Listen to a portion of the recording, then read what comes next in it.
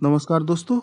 आज का वीडियो का टॉपिक है कि नेपाल में राजा और राज संस्था की वापसी हो सकती है और इसकी क्या भविष्य और क्या संभावनाएं हैं, इस पे चर्चा करेंगे। तो आइए शुरू करते हैं। सबसे पहले इसकी पृष्ठभूमि, इसकी बुनियाद में चलते हैं।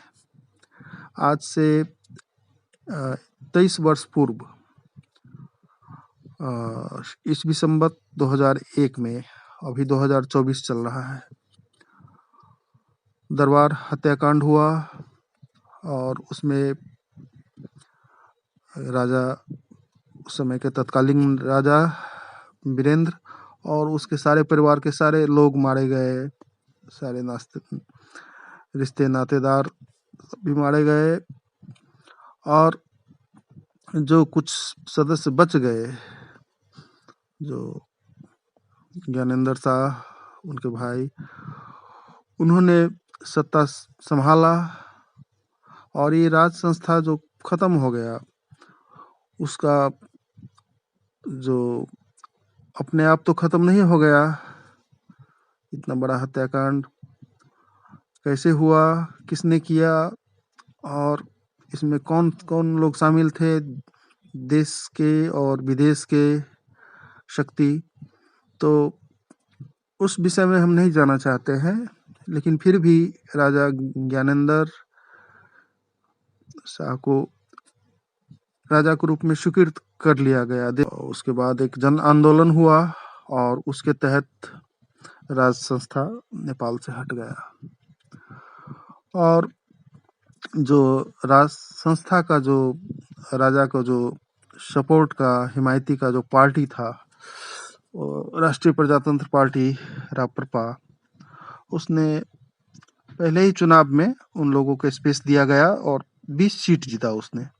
पब्लिक ने भी उसे सपोर्ट किया और चाहे वो हिंदुत्व के नाम पे हो, चाहे वो राजा के नाम पे हो, जो पूर्व राजा का छवि था उसके नाम पे हो, तो उन लोगों ने ईमानदारी से, उन लोगों ने, उस पार्टी ने के नेता लोग ने वो सही ढंग से काम नहीं किया और जो लोकप्रियता था, जो लोगों का भावना था, उसके तहत उन लोगों को जो सम्मान मिला, सीटें मिली, वोट मिला, लेकिन वो लोग राजा को भी भ्रम में रखे रहे, डालते गए और उन लोगों ने वो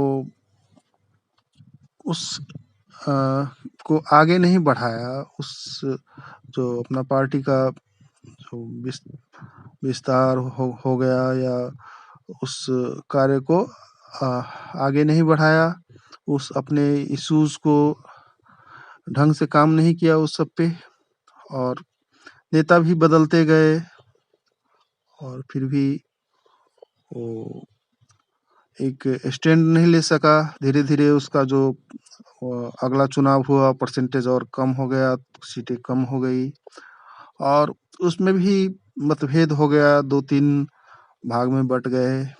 एक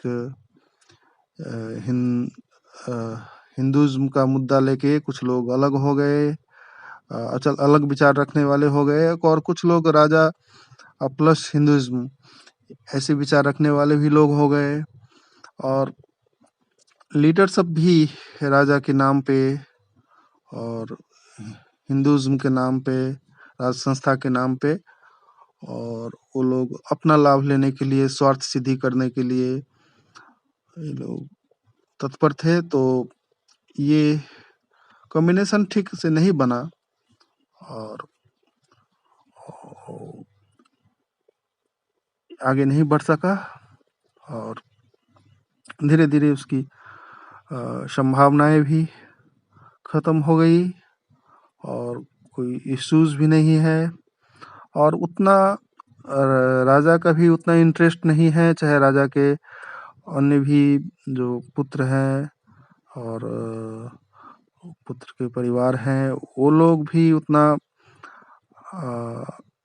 इच्छुक, उतना इंटरेस्टेड नहीं है, उतना रुचि नहीं रखते हैं राज का चलाने के लिए, और उतना वो लोग को भूख नहीं है सत्ता शासन का, तो और उतना पब्लिक सपोर्ट भी नहीं है, तो उतना फेथफुल वो लोग नहीं बना पाए हैं अपने जनता में, उतना प्रभाव नहीं डाल पाए हैं। और सच कहा जाए तो उन लोगों को लगता है कि भगवान नाराज हो गया, इसलिए देश में मेरा सत्ता चला गया। तो कहीं न कहीं एक भ्रम, एक जो सत्य का साक्षात्कार नहीं हो पा रहा है, और इस तरह उन लोगों का भविष्य आसार दूर-दूर तक नज़र नहीं आता है। हाँ, अभी हिंदुइज़्म का कहें तो इश्यूज़ है। 81% हिंदू होने के बाद देश में हिंदू धर्म से वंचित है, तो ये कल का इश्यू बन सकता है। लेकिन राजा का कहिएगा तो उतना वो संभावना उसकी वापसी की वो बहुत कम नज़र आती है, दूर-दूर तक नहीं दिखाई देती है। ये थोड़ी-सी बात मैंने आपको कही, ऐसा मुझे लगता है, हो सकता है ऐसा नहीं हो, और मैं कोई राजनीतिक व्यक्ति भी नहीं हूँ। तो ये थोड़ी-सी बातें मैंने कही, ये आपको अच्छा लगा हो तो इसे लाइक करें, शेयर करें, सब्सक्राइब करें। धन्यवाद।